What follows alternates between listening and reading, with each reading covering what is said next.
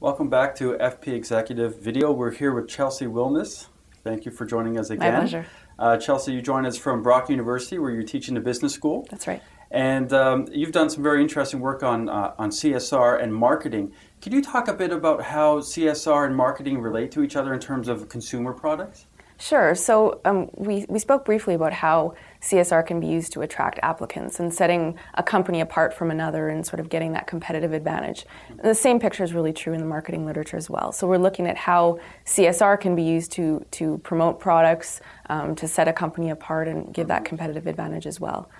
So everything from, again, environmental policies on the products, or Dove has really interesting sort of community outreach where they have the image, women's image kind of campaigns. Yes, so it's trying to make the product and the company look better as well. But there have been some news reports suggesting that too much of a good thing of CSR might have a negative impact, perhaps, on for example, if people who produce beer have campaigns suggesting not to consume too much of their product, there's a mixed message that consumers are perhaps picking up, and their sense of that company is diminished somewhat.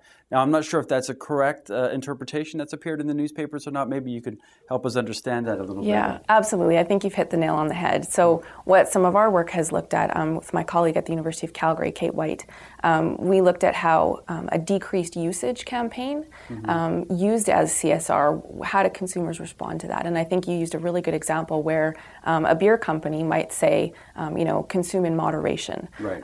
One of the taglines that really caught our eye was Philip Morris saying, think, don't smoke. Right. Well, by definition, they produce and sell cigarettes, so why are they telling us not to use them or to use less of it? So we looked at a number of different angles on that, both from the extent to which they recommend a decreased usage. So use in moderation is different than don't smoke. Right? So moderation says you can use some of it. Don't smoke says don't use any. So we kind of looked at the degree, and we also looked at the extent to which people could think about that message when they were paying more attention to it. So they weren't distracted, and when they thought more about that kind of campaign, they really didn't like it. So it was contradictory. They became more suspicious. Right. The company and the campaign were rated very negatively, whereas when they were, just paying attention to the peripheral information, like, oh, well, this company has a nice message and it's telling people not to smoke, but they're not thinking about that incongruity. Right.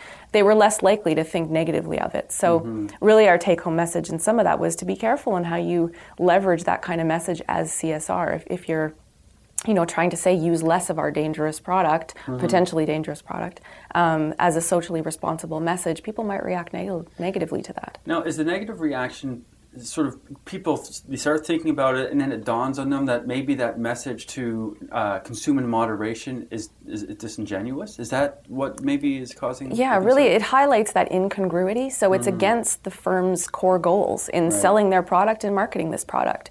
So why would they have this campaign that's so incongruent with those goals? Right. And when we sort of pick up on that incongruency, we don't like it. How does a firm obviously if you're a beer company, you want people to consume your product in a responsible way. How should they message that responsibility position so it doesn't come off as being disingenuous and perhaps having a bad effect on the reputation? Sure. One of the things we want to look at in some future studies is the effect of something like legislation. Okay. So we're maybe more willing to accept that type of marketing from a beer company because we know that they're sort of mandated to communicate that message to the public. I see. And they are being responsible and they're supposed to do it that way, versus a company that doesn't necessarily have those kinds of rules attached to it. And then also the extent to which the product itself might be considered dangerous. So again, smoking is considered sort of an unhealthy or a dangerous product, maybe to some extent alcohol consumption. But then what about red wine? Know, and are there some sort of subtleties in terms of the health benefits of red wine versus looking at a product that's less sort of socially acceptable? So we're really interested in sort of pursuing those lines of inquiry as well. Interesting.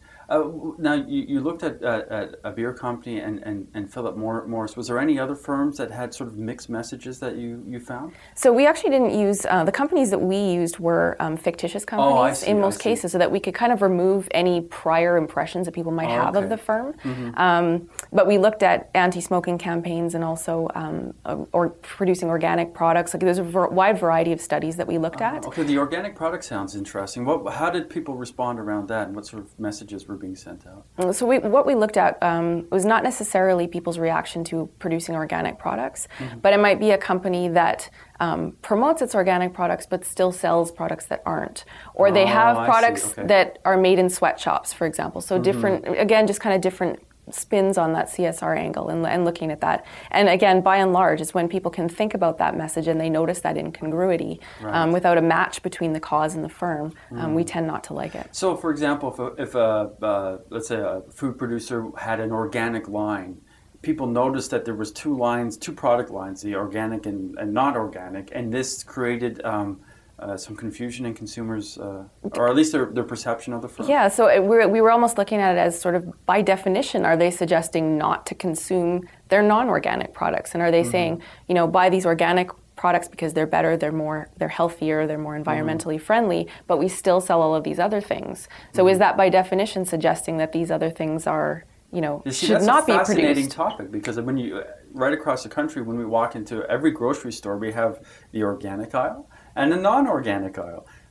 and so obviously people are hit with these multiple or incongruent messages. It's an interesting point too with car companies who are selling and marketing hybrid cars, but they still sell giant diesel trucks. And granted, there's a utility use for that product, but big SUVs then, pick a Target. It's still a non-hybrid, non-fuel efficient kind of vehicle. Yet the same company produces both kinds. So is the suggestion then, don't buy these other products because we have this hybrid product, that type of thing. Well, you're giving marketing people an awful lot to think about. Yeah, certainly. Well, thanks again for joining us and for explaining this. It was a great pleasure, and we hope to have you back. Thank you kindly. Thank you.